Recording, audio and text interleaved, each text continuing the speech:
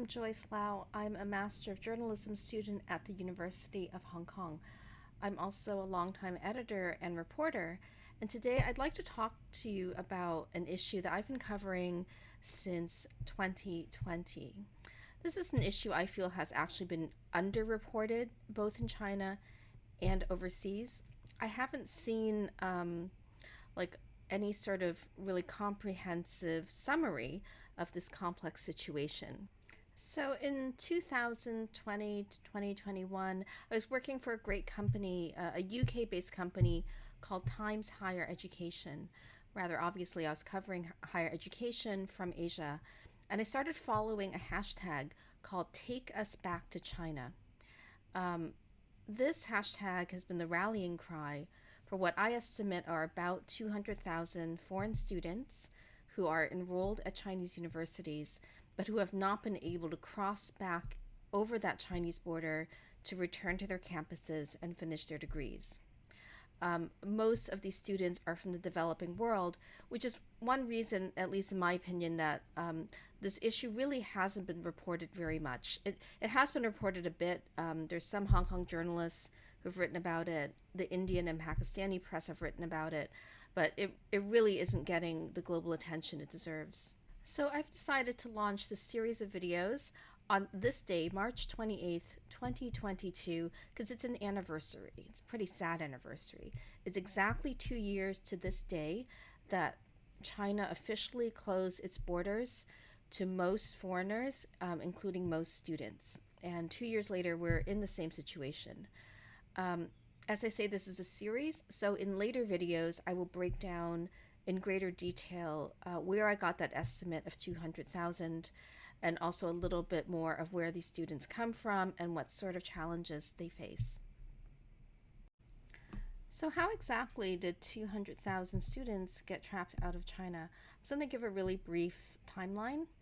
So January 25th, 2020 was the first day of the Lunar New Year. That's the politically correct name. We also know of it as Chinese New Year or Spring Festival. Anyways, if you are not in this region, imagine this is a holiday that's like Christmas and Thanksgiving and New Year's Eve all rolled up into one. It's the biggest holiday of the year. Most universities are closed from about mid-January to early February. And traditionally, it's when everyone goes home, whether you are Chinese or you are a foreigner. So a lot of the foreign students had gone home to their home countries.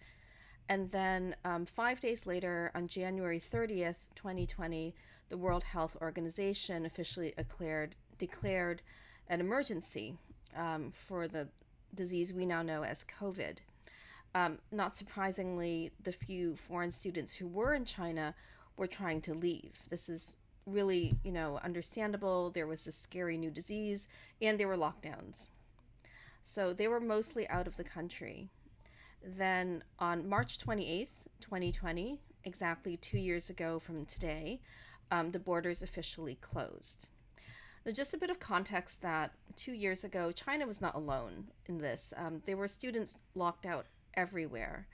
The big receiving nations, meaning countries that bring in or host a large number of foreign students, among those, Japan and Australia also blocked out a lot of students. There were hundreds of thousands of students who couldn't get where they had to go 2 years ago.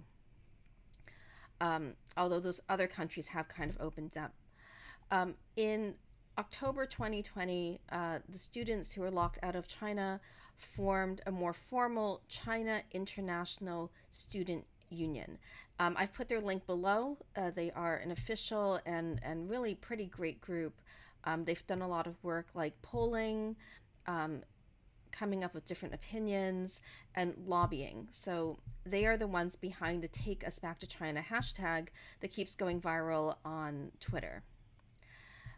There was just a really long period of waiting from about spring 2020 to the end of 2021. There was almost no movement in the Asia Pacific region on getting students back.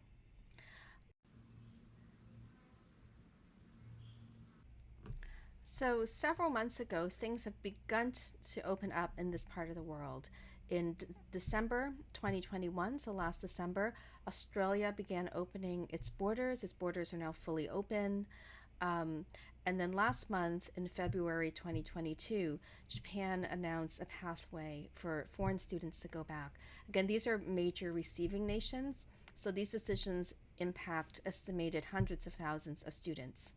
As for the situation in China, there's been a little bit of online chatter that a few students have come back. Thailand and Solomon Islands was what I most recently heard. Koreans have been back for a while.